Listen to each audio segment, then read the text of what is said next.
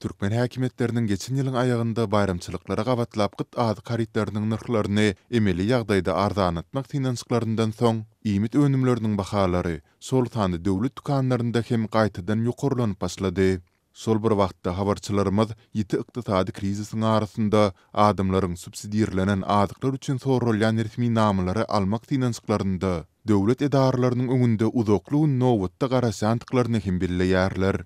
2020-nji ýyla geçip döwlet dukanlarynda soňky hepdelerde arzanladylan azyklar täzeden gymmatlap başlady. Käbiri bolsa ýene düýbinden satywdan ýitdi. Mysal üçin 1 litrlik güne wakar ýagy 37 manada galdy. Hususy dukanlarda ol 39 manat. Paxta ýagy bolsa düýbinden tapdyrmaýar. Onu hususiýetçiler gizlin ýagdaýda 55-60 manat aralygynda satýarlar diýip hopsuzlyk aladalar sebäpli atlandyrylmasyzlygyny soran ýaşaýjylaryň biri 6-njy ýanwarda habarçymyza gurrun berdi.